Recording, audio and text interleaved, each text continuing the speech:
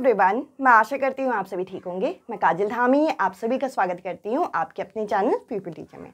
जैसा कि आप सभी को पता है कि केवीएस पीआरटी की जो परीक्षा है वो चल रही है और कहीं ना कहीं आपके पेपर के एनालिसिस से हमें ये पता चला कि जो सबसे यूनिक या फिर जो सबसे अलग आपका कंटेंट आ रहा है वो आपका हिंदी यहाँ पे सब्जेक्ट में आ रहा है।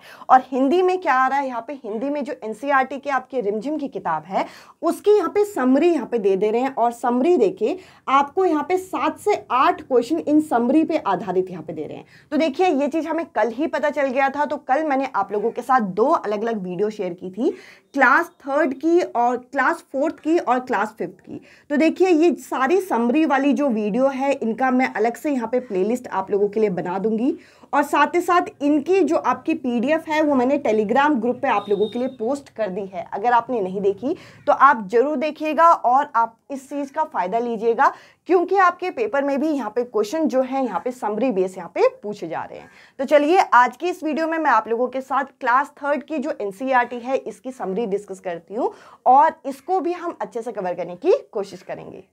अब चलिए आज का इम्पॉर्टेंट सेशन हम शुरू करते हैं, जिसके अंदर मैं आप लोगों के साथ क्लास 3rd की जो हमारी हिंदी की एनसीईआरटी है जो कि रिमझिम नाम से ही जानी जाती है, इसके में जो चैप्टर्स हैं उनकी समरी आपके साथ डिस्कस करूंगी और साथ ही साथ यहाँ पे आपकी कौन से कैरेक्टर की बात बोली गई है, किस कैरेक्टर ने किस कैरेक्टर को क्या बोला, ये सब चीज़ें भी यहाँ पे कवर हो जाएंगी। तो चलिए हम सबसे पहले पहला जो आपकी कविता यहाँ पे दे रखी है उसको डिस्कस करते हैं, जो कि यहाँ पे कक्कू पे। अब देखिए ये जो कक्कू है ये यहाँ पे कोयल से इसे संबोधित किया गया है, जो कि एक बालक का यहाँ पे नाम है। और इस कविता में यहाँ पे अलग अलग पैराग्राफ दे रखे हैं और कक्कू के अलग अलग तरीके के नाम यहाँ पे बताए गए हैं। जैसे कि अब देखिए क्योंकि इसे यहाँ पे कोयल से एक तरीके से कंपेयर किया गया है, तो पहला जो पैराग्राफ है प्रथम भाग जो है उसमें ये बोल रखा है कि कक्कू जो है वो कोयल के समान बिल्कुल नहीं है। अब इसका कारण क्या है, क्योंकि ये दिन भर रोता रहता है, इसी वजह से इसके दोस्त जो हैं इसे यहाँ पे कक्कू ना बोल के इसे क्या बोलते हैं, सक्कू बोलते हैं। और सक्कू शब्द जो है ये किसके लिए है, जो सिसकियाँ लेके रोता रहता है। तो इस तरीके से यहाँ पे हंसी मजाक से संबंधित यहाँ पे इसे अलग अलग नाम यहाँ पे दिए गए हैं।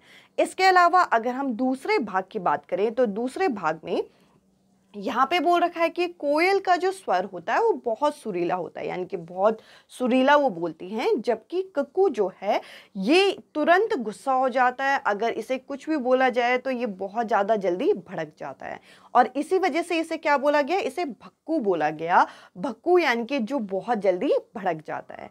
इसके बाद यहाँ पे अगला जो तीसरा भाग है इसमें ये बताया गया है कि कोयल जो है वो बहुत मीठा गीत गाती है, जबकि जो कक्कू है वो हमेशा चिड़चिड़ा रहता है और झगड़ा करता रहता है। क्योंकि ये झगड़ा करता रहता है, ये लड़ाई करता रहता है, इसलिए इसको क्या बोलते हैं, इसे झक्कू यहाँ पे बोलते हैं।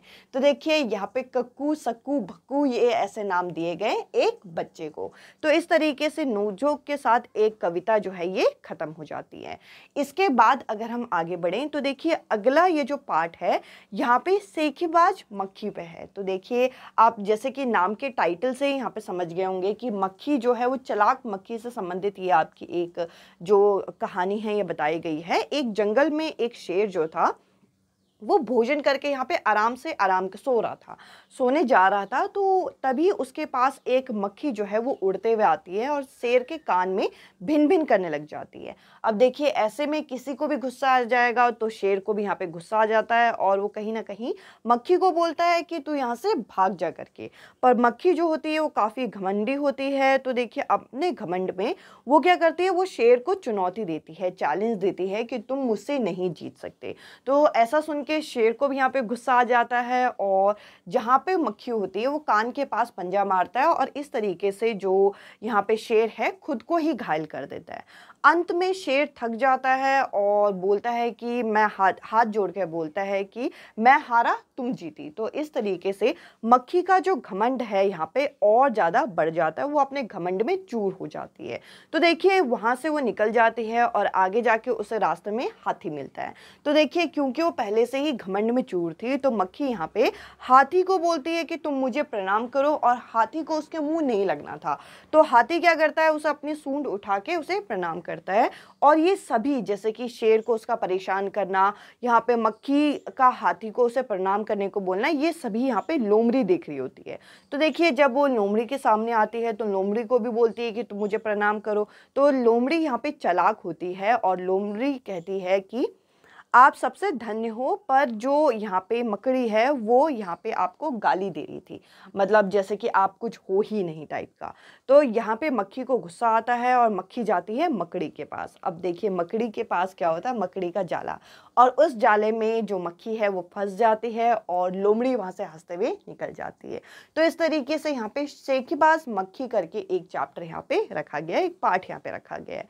इसके अलावा देखिए अगला जो आपका चैप्टर है, इसके अंदर हमें यहाँ पे बता रखा है चांद वाली अम्मा। अब देखिए चांद वाली अम्मा जो है वो इस तरीके से आपका लास्ट में दिखेगा कि जो अम्मा होती है वो चांद के ऊपर पहुंच जाती है। तो ये किस तरीके से है, इस पार्ट के अंदर एक बूढ़ी अम्मा और आसमान के बीच की बातों को यहाँ पे बताया गया है। तो देखिए बूढ़ी अम्मा जो है वो अकेले रहती है और घर का सारा काम ही वे अकेले करती है। जब वो अपने घर के आंगन में झाड़ू लगाती है तो रोज अक्सर ये होता है कि आसमान उनकी कमर से आके टकरा जाता है, और जैसे ही वो मुड़ के उन्हें देखती है तो वो एकदम से पीछे हट जाता है, यानी कि आसमान पीछे हट जाता है। तो ये नोक-झोंक यहाँ पे बता रखा है। तो इस तरीके से यहाँ पे आसमान को शरारती बोला गया है। अब देखिए यहाँ पे क्या है, एक दिन की बात है जब अम्मा की किसी के साथ झगड़ा हो जाता है और वो गुस्से में थी। तो उस दिन भी वो अपने आंगन में झाड़ू लगा रही थी और आसमान को तो ये पता नहीं था, आसमान अपनी शरारत में लग गया। तो यहाँ पर गुस्से के कारण अम्मा ने अपनी झाड़ू जो है आसमान को दे मारी। तो देखिए जो आसमान था वो भी शरारती था, तो उसने क्या किया, झाड़ू को पकड़ लिया और अम्मा को अपनी तरफ यहाँ पे खींचने लगा। तो इस तरीके से क्या हुआ, अम्मा जो है ऊपर खींचने लगी और खींचते खींचते वो यहाँ पे बादल के पास, यहाँ पे बादल के साथ साथ वो आगे जा रही थी। तो अम्मा को यहाँ पे कुछ समझ में नहीं आया, अम्मा को वहाँ पे चांद दिखा, वो चांद के ऊपर जाके अपनी झाड़ू के साथ बैठ गई। तो देखिए ऐसे में आसमान डर गया और वहाँ से चला गया, और इस चैप्टर का नाम यहाँ पे पड़ गया चांद वाली अम्मा। तो इस तरीके से एक स्वीट और सिंपल सी कहानी यहाँ पे हमें बता रखी है।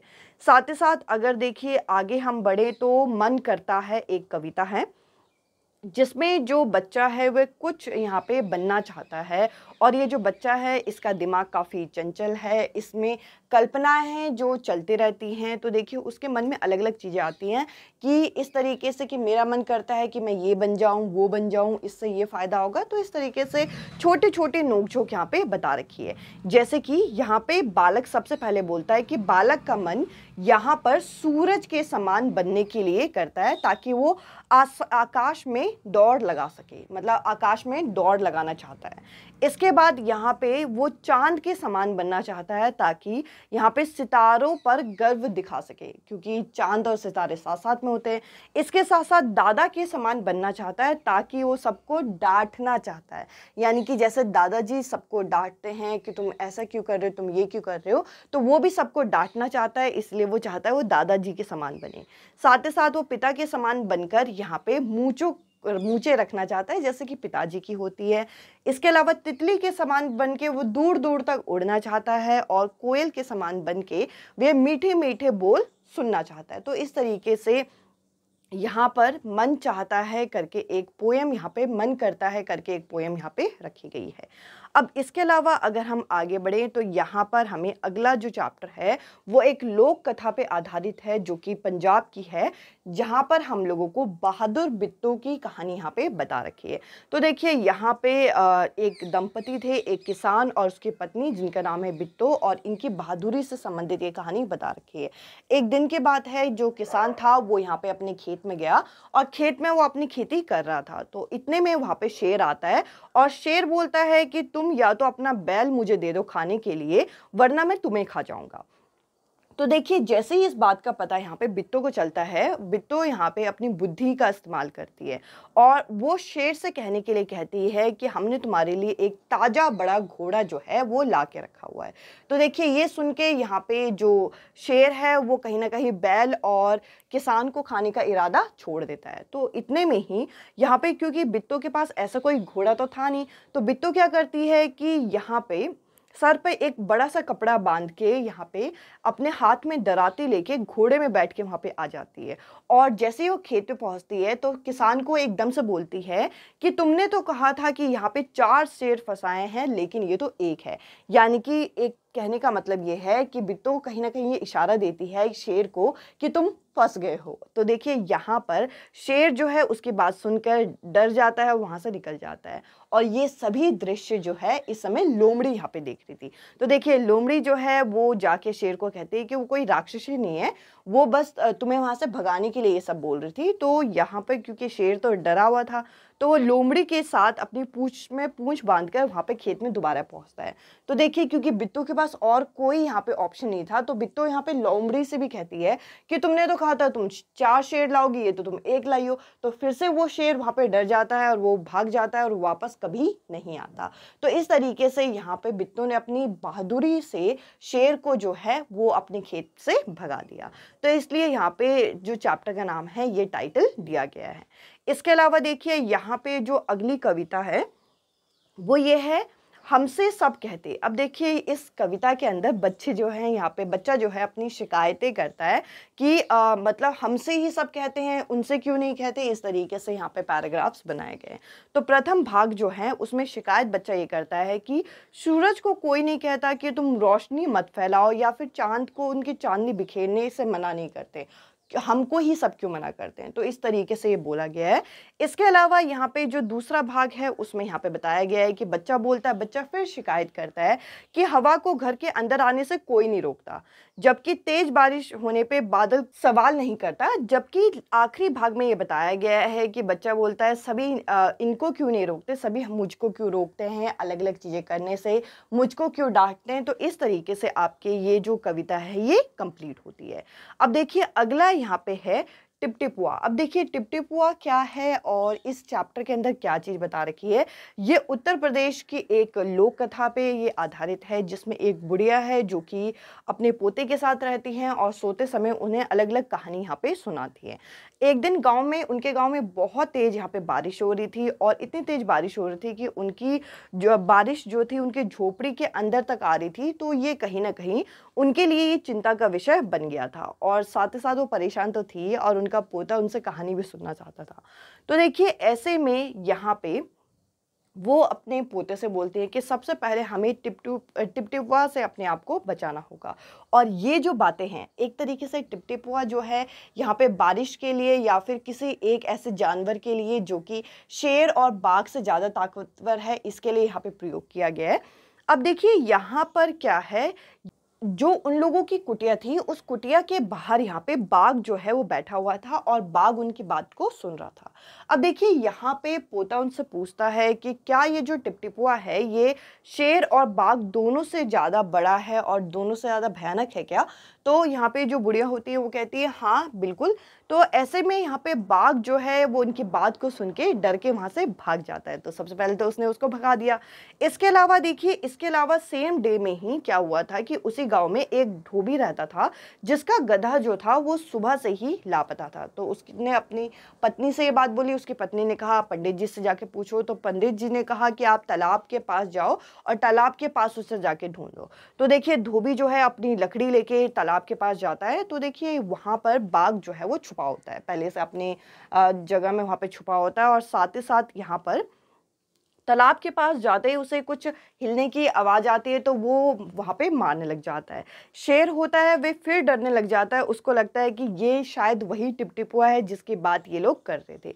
तो देखिए वो जो धोबी होता है वह शेर को गधा समझ के अपने घर में ले आता है और बांध देता है। अगली सुबह जब वो देखते हैं तो वो वहाँ पे गधा ना होके वहाँ पे शेर होता है। तो इस तरीके से एक छोटी दो अलग अलग जगह की स्टोरी को यहाँ पे मर्ज किया गया है। साथ ही साथ यहाँ पे अगर हम अगला चैप्टर देखें तो ये कहानी तो हर किसी ने सुनी हुई है। 2 बिल्लियों की लड़ाई में जो बंदर होता है वो यहाँ पे बाजी मार लेता है। ये तो हम सभी ने बचपन में सुनी होगी, और वैसे ये सारे चैप्टर्स हमने पढ़े हैं बट हम लोगों की मेमोरी में अभी ये चीज़ें नहीं है। अब देखिए यहाँ पे अगला जो चैप्टर है चैप्टर नंबर 8 वो है बंदर पाठ। अब इसके अंदर यहाँ पे 2 बिल्लियाँ हैं, एक सफ़ेद रंग की बिल्ली, एक काली रंग की बिल्ली, और दोनों में रोटी को लेके यहाँ पे लड़ाई हो रही होती है और उनकी लड़ाई काफ़ी बढ़ जाती है। तो वहाँ पर एक बंदर आता है जो अपने साथ अपना तराजू लेके आता है। वो कहता है मैं तराजू में रोटियाँ तोल के देता हूँ, आपको बराबर रोटियाँ यहाँ पे मिल जाएंगी। अब वो यहाँ पे चालाकी क्या करता है, जब भी वो रोटियों को तोल रहा होता है तो थोड़ी रोटी जो है वो बच जाती है, यानी कि एक के हिस्से में थोड़ा ज़्यादा आ रही होती है।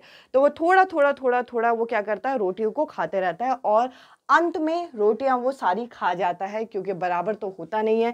और जो बिल्लियां होती हैं वे, जो बिल्लियां थी दोनों के दोनों, वो पछताते रहती हैं।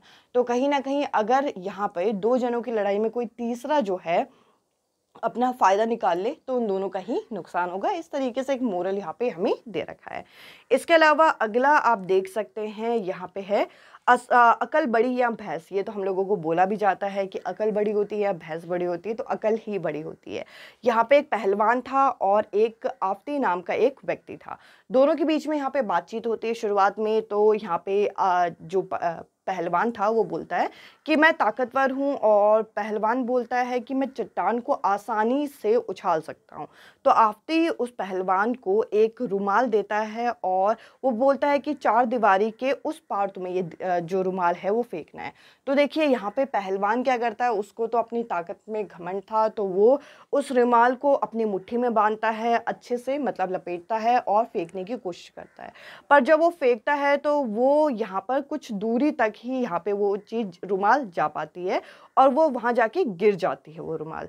और यहाँ पे आफ़ती उसको देख के हंसने लग जाता है और फिर उस रुमाल में एक पत्थर को डालकर उस रुमाल को फेंकता है, जो कि दीवार के उस पार चले जाती है, और जो पहलवान होता है वो उसे देखता ही रह जाता है। तो इस तरीके से एक छोटी सी स्टोरी यहाँ पे दे रखी है। अब इसके अलावा अगर हम अगले चैप्टर की बात करें तो ये है आपका क्योजिमल और ये कैसलिए। अब देखिए इस चैप्टर का नाम इस तरीके से क्यों है, 2 दोस्त हैं जिनमें से एक का है क्योजिमल नाम। क्यों? क्योंकि वो हमेशा ही क्या क्या करता रहता है, मतलब उसे जानना है कि क्या चीज़ कैसे हो रही है। और ये जो अगला है कैसलिया, ये हमेशा कैसे कैसे करता रहता है। इस तरीके से एक जना क्या क्या और एक जना कैसे कैसे करता है, इस वजह से इन दोनों का नाम इस तरीके से पड़ा। और इस चैप्टर के अंदर इनकी जो गुरुजी के साथ यहाँ पे बातचीत है रोटी बनाने को लेके, रोटी बनाने की विधि को लेके, इसके ऊपर ये चैप्टर रखा गया है और लास्ट तक इस तरीके से कॉन्वर्सेशन चल रहा है। अब देखिए जैसे कि मैंने इन चैप्टर के नाम के बारे में आपको बताया, यहाँ पे गुरुजी जो हैं वो साइकिल में गेहूं पिसाने जा रहे थे, तो वहीं रास्ते में ये दोनों उनसे मिलते हैं। तो वो सबसे पहले तो ये सवाल पूछते हैं कि आप कहाँ जा रहे हो, तो वो उत्तर देते हैं कि मैं आटा पिसाने जा रहा हूँ। और उसके बाद वो पूछते हैं कि ये साइकिल कहाँ से मिली, तो वो बताते हैं कि ये शिवदास की साइकिल है। इसके बाद वो बोलते हैं कि आटा पिसाने क्यों जा रहे हो, मतलब आटा पिसा के मतलब पिसाने से क्या होगा, तो इस तरीके से वो बताते हैं इसे रोटी बनाने के लिए प्रयोग की जाती है। तो इसके बाद रोटी बनाने की पूरी विधि इस चैप्टर में यहाँ पे इनके बीच में कॉन्वर्सेशन दिखाई गई है। तो इस तरीके से मैंने आज के इस सेशन में आप लोगों के साथ 10 चैप्टर जो हैं यहाँ पे आपके क्लास 3rd NCERT हिंदी की रिमझिम की किताब के डिस्कस किए। आई होप ये जो चैप्टर मैंने शॉर्ट में डिस्कस किए हैं आपको एक क्लियर हुए होंगे कि किस चैप्टर के अंदर क्या चीज़ आपको एक्सप्लेन की गई है। आई होप ये सेशन आप लोगों को अच्छा लगा होगा और इसके पहले के सेशन आप लोगों ने देख लिए होंगे। और PDF जो है आपको टेलीग्राम ग्रुप में यहाँ पे मिल जाएगी, आप टेलीग्राम ग्रुप देख लीजिएगा, आपको वहाँ पे PDF जो है वो मिल जाएंगी। इस वीडियो में इतना ही। अब मैं आपसे मिलती हूँ अगले वीडियो में अगले टॉपिक के साथ। Bye bye, take care.